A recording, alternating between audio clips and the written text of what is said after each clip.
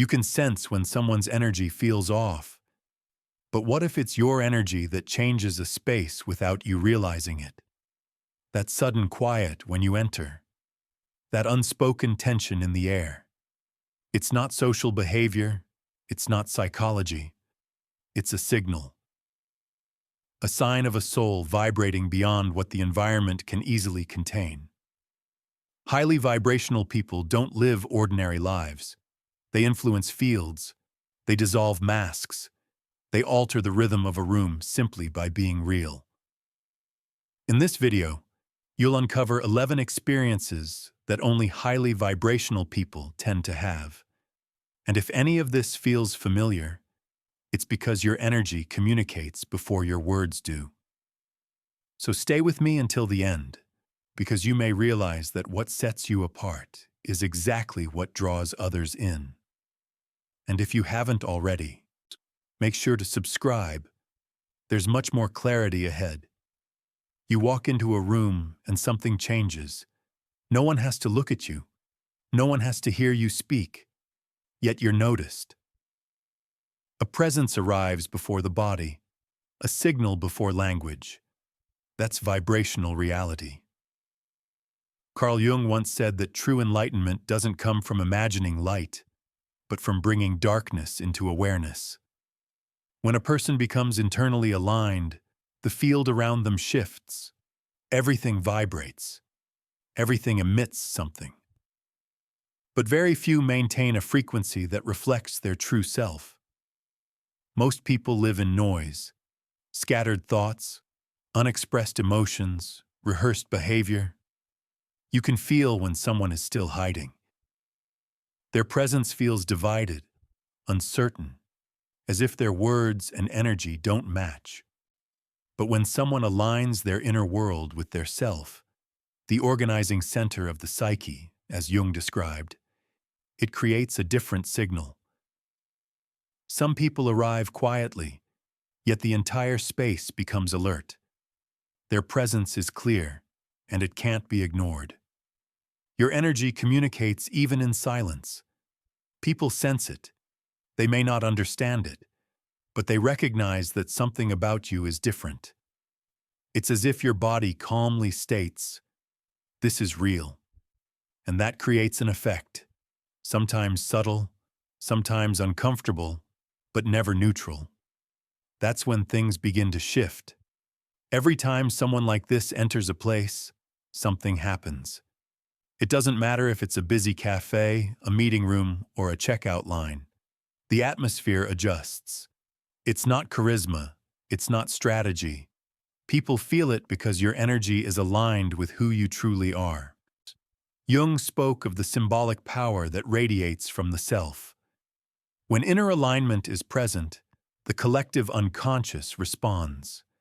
There's no intention, no logic involved. It's as if the shared psyche reacts to that quiet internal order. This is the first experience of highly vibrational people. Your presence interrupts unseen noise. You're not forcing anything. The environment is simply reorganizing itself. And this isn't a privilege. It's a responsibility. Because the field responds to what you carry. If you carry truth, wholeness, and presence, that vibration brings order to hidden chaos in others. At first, this can feel strange or uncomfortable. It might seem like people are judging you or that something is wrong. But it's not. It's the field responding. Your energy speaks to what hasn't been said. Even in silence, you're already communicating. The second experience is almost unavoidable. Masks fall around you. You're simply present, listening fully, making eye contact, breathing with awareness. And the other person begins to open. It starts subtly, a shift in tone, a longer pause, a truth that slips out. Before you know it, the conversation moves deeper than expected. Without being asked, honesty surfaces. This doesn't happen because you demand it, but because your energy doesn't support pretense. Highly vibrational people carry quiet integrity. And integrity acts like gravity. It draws in authenticity and weakens performance. Jung called the social mask the persona, the role we wear to fit in and be accepted. But near someone who is internally whole, that mask begins to loosen, often without conscious effort. That's why people say things like, "I don't know why I'm telling you this," or "I've never said this out loud before." You're not searching for truth, but it finds you. It recognizes safety. Because you don't pretend, others feel permission to stop pretending too. You don't force vulnerability, you allow it. Truth feels secure around those who have faced their own. That's why people lower their guard near you, even briefly. Sometimes they regret it later. But in that moment, the field is honest, and what's real always finds a way to surface. The third experience isn't logical. It simply occurs. Children notice you, they stare longer. Some smile, others move closer without hesitation. They sit near you, they touch your arm. They grow quiet, as if observing or recognizing something. Animals respond even more clearly. Restless dogs calm down. Cats approach, rub against you, then settle nearby as if they've found a place of safety. Nature responds to energetic coherence with instinctive trust. Jung wrote that the unconscious recognizes symbols and archetypes without rational thought. Children and animals exist closer to that level. They aren't guided by social roles. They don't perform to be liked. They sense. This is the third experience of highly vibrational people, a natural pull from the most sensitive beings toward what's real. Your words don't matter here. Your state does. When your energy is centered and free of inner conflict, it transmits something that doesn't need explanation. These beings read intention, not appearance. Children and animals aren't concerned with status, eloquence, or effort. They respond to safety and authenticity.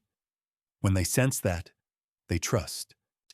And that simple connection reveals something deeper. A soul that has begun aligning with the self emits a frequency that speaks directly to instinct. This state wasn't given, it was built. Only those who have experienced inner fragmentation understand what it means to live in alignment with truth. And the response is always similar. Closeness, curiosity, calm. These moments are silent, but they communicate everything. They show that your energy speaks the language of nature. And that can't be taught. It can only be felt. The fourth experience often confuses those who rely solely on logic. It's difficult to explain, yet it keeps happening. Intuition activates before thought. You're in a situation where nothing has been said, yet you already sense what's beneath the surface. You know when something isn't right, even when everything appears fine.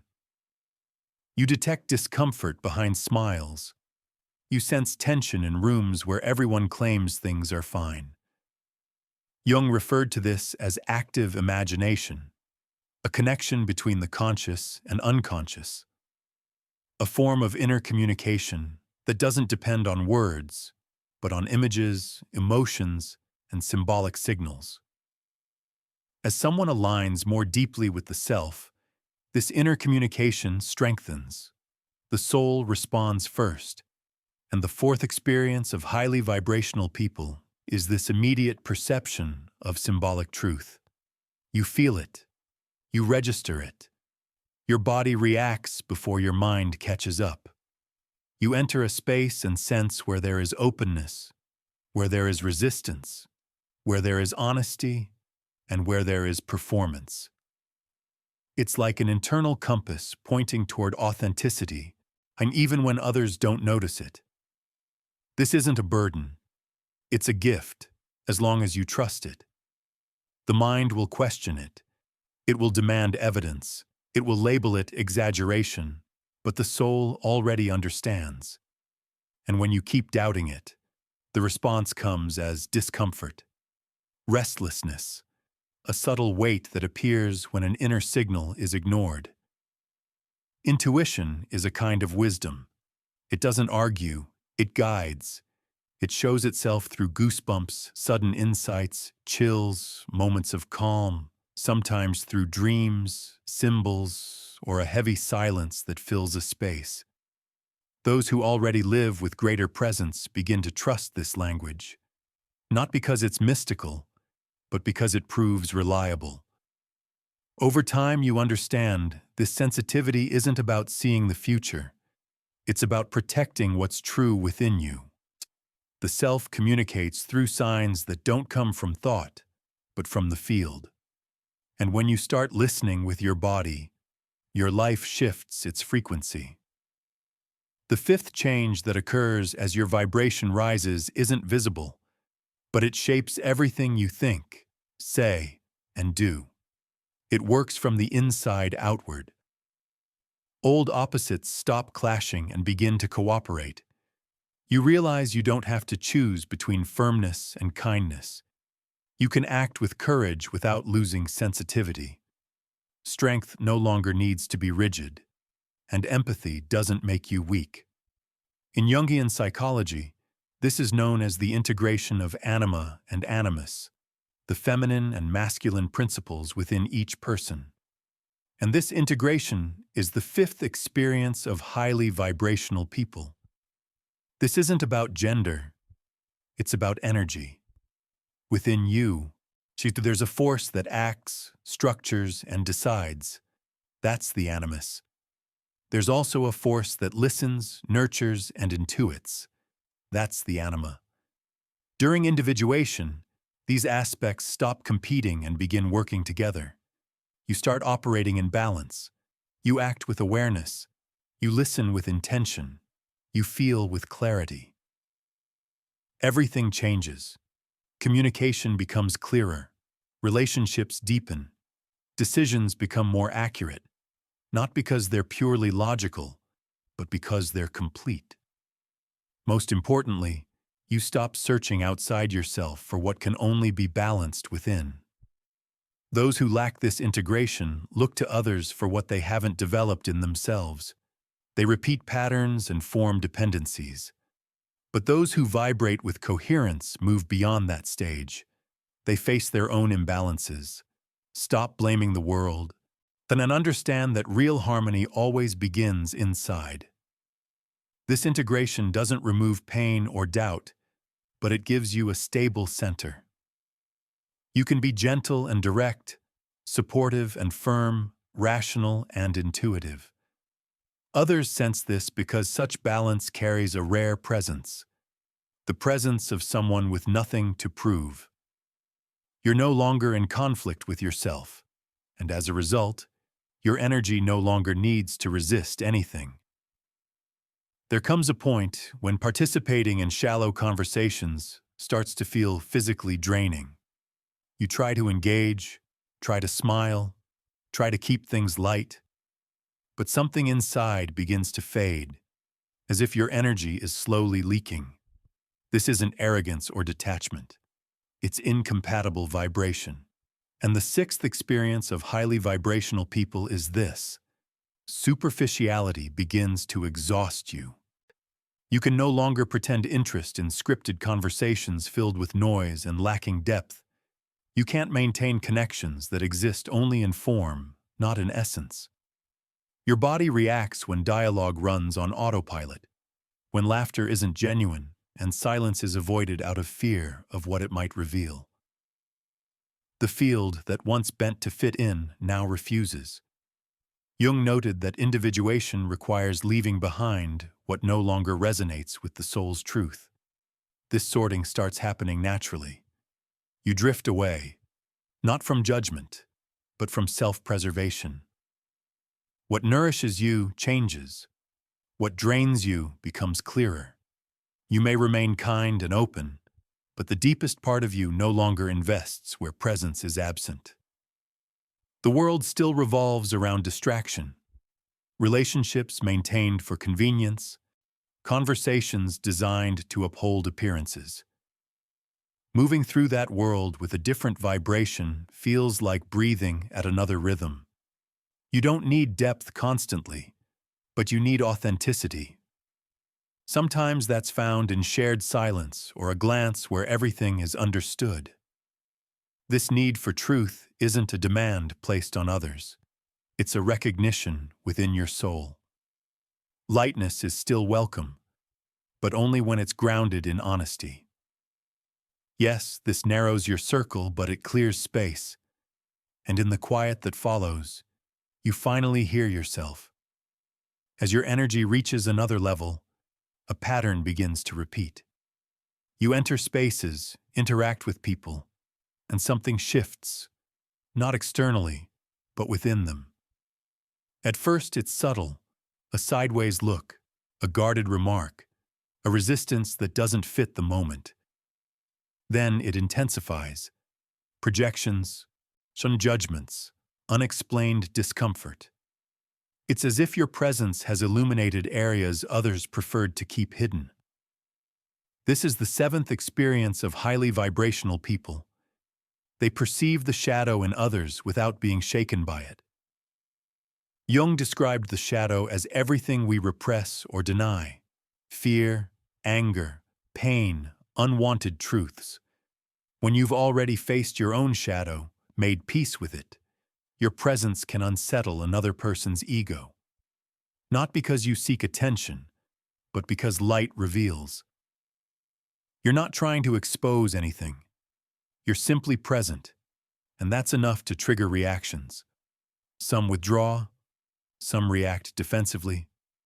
Others feel drawn in, then pull away, because your presence invites self-confrontation. And not everyone is ready. What matters is that you don't take it personally.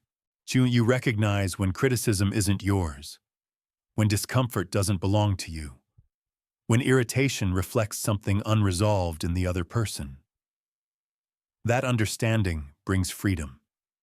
You no longer over-explain, minimize yourself, or dim your presence to keep others comfortable.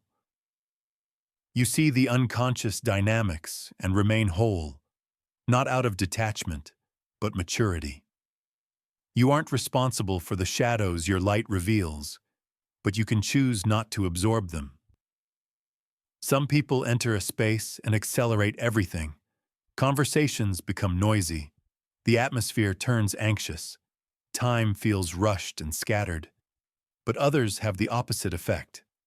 When they arrive, things slow down. Words carry more weight. Silence becomes easy. Time seems to expand. This is the eighth experience of highly vibrational people. They create a sense of timelessness around them. Your presence softens urgency.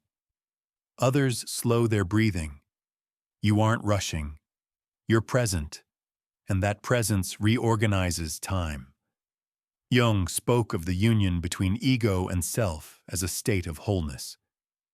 When that union forms, psychological time, driven by memory and expectation, loses its grip. You inhabit the present more fully, and that state resonates outward. Around you, people hear themselves more clearly. They notice their restlessness and begin to settle, not because you impose calm, but because you embody it. This presence is rare because it requires inner quiet. It requires letting go of distractions and making peace with emptiness. Even in chaotic places, your energy holds steady, like a calm center within movement. Others sense it. They may not explain it, but they return. They say things like, "I feel lighter around you," or "Time feels different when we talk." And they're right. Your frequency alters time because truth moves at a different pace. Some people speak constantly, try to be seen, and disappear the moment they leave. Their presence was noise. Nothing remains. Others say little, don't force attention, yet leave a lasting impression. This is the ninth experience of highly vibrational people. They're remembered after they're gone. You leave a space, but your energy lingers. The quiet you leave behind carries meaning. People think of you without knowing why. It isn't charm or performance. It's your field. Jung described the self as a center that, once accessed, emits a living, symbolic force. You come to represent something, not to impress, but because your presence touches the unconscious of others. What's real leaves a trace, in emotions, in bodies, in places. You don't need to remain physically present to stay symbolically present. Anyone who met you in a moment of truth remembers, even if it was brief, even if they didn't fully understand. You may have spoken little, but you spoke with wholeness. You may have been silent, but your presence was unmistakable. That's what remains. People remember how they felt around you. The ease, the tension, the calm, the unease. Energy doesn't vanish. It stays. Your presence becomes a mirror, a refuge, or often both. Even if others can't name it, they feel it. In the chaos, a thought arises. During a conversation, a memory of something you said surfaces. In silence, an echo carries your essence. You passed through, but you remain. Vibrational coherence leaves a quiet permanence. The 10th experience highly vibrational people encounter is a particular type of misunderstanding. When someone radiates peace, the world often assumes they are passive, overly agreeable, or easygoing at all costs. True peace isn't the absence of conflict. It's conscious presence within it. Those who vibrate highly channel calm without avoiding confrontation. They know how to breathe, to listen, and to stay centered. They also know how to say no, firmly, without aggression. Jung described the transcendent function as holding opposites without collapsing under tension. You don't suppress anger. You transform it into purposeful action. You don't ignore discomfort. You let it guide you. That's what confuses others. How someone so centered can be so direct. How someone so gentle can maintain firm boundaries. You aren't passive. You're present. Your steadiness unsettles yet inspires. You don't need to raise your voice to be heard or harden yourself to earn respect. Firmness comes from your center, and that center remains at peace. Highly vibrational people don't avoid hard conversations. They don't feign emotions to preserve appearances. They don't sacrifice truth for superficial harmony. They understand that real alignment often requires discomfort, that sometimes things must break before they heal. They can hold another's discomfort without losing themselves, facing conflict not to win, but to honor reality. Their peace is strong, anchored, and compassionate. The final experience isn't visible, it's felt. A silent field fills the space, unnoticed, yet unmistakable. Highly vibrational people radiate a light forged in darkness. This light doesn't come from books, mantras, or positivity cliches. It emerges from facing pain, enduring the fall, and walking through the dark night of the soul. Those who vibrate high today have been to the depths. They sat with their fears, grieved, lost pieces of themselves, yet continued. Jung said, "No one becomes enlightened by imagining figures of light, but by making the darkness conscious." Those who've walked this path understand. You weren't given this presence. You built it. Every layer of your being carries the weight of what was faced and no longer denied. Your energy is dense, authentic, deeply felt. It comes from choosing to stay whole, even when life tried to break you. Your light is shadow passed through, pain honored, truth upheld. True strength isn't avoiding the fall. It's returning with something new, something that exists only for those who refused to give up on themselves. That's why when you speak, people listen differently. When you're present, spaces adjust. When you touch, something deep awakens. Your light isn't superficial, it's a process, the presence of someone who has known darkness and endured. It doesn't shine to be seen. It shines to remind others that rebuilding and returning are possible. High vibration isn't a status. It's coherence between soul, body, and emotion. This coherence can't be bought or learned from formulas. It comes from choosing to truly exist instead of living on autopilot. Highly vibrational people aren't always smiling or calm, but they are whole. Being whole is rare. It's facing what hurts, letting go of what no longer serves, and unlearning concealment, and consciously holding truth, even when it costs comfort or relationships. The energy people feel as strength or presence is the integration of thought, emotion, and lived experience. Elevated vibration isn't superiority. It's being at peace with every part of yourself. It's acknowledging shadows without being ruled by them, holding scars without using them as armor, remaining open even after suffering. Those who vibrate at this level reorganize their environment through presence, not power. They don't need to convince, perform, or demand attention. Simply existing in truth transforms the world around them. You feel it when they enter a room, when they speak, when they see beyond surface appearances. Not because they are extraordinary, but because they are awake. The world, often half asleep, reacts with confusion and relief. Deep down, everyone wants to remember who they are, to stop pretending, to feel that living in truth is possible. Those who vibrate highly aren't better. They're more conscious, and consciousness is the beginning of change. If this content resonated with you and you stayed until the end, here's a quiet invitation. Comment below with, "My vibration reflects my truth." That will be our symbolic password. Those who write it recognize. Those who read it feel. And if this video reminded you of your own journey, consider clicking the thanks button below.